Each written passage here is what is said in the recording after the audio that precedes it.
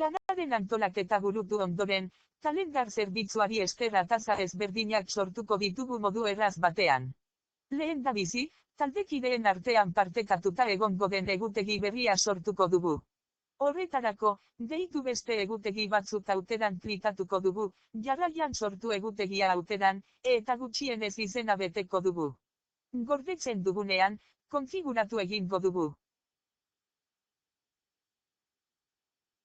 Partekatu pertsona edo talde zehatzekin auteran taldekideen eta irakaslearen e-postak jarri eta bidali klikatu baino lehen, baimenak aldatuko ditugu, taldekide guztiek baimen berdinak izan ditzaten.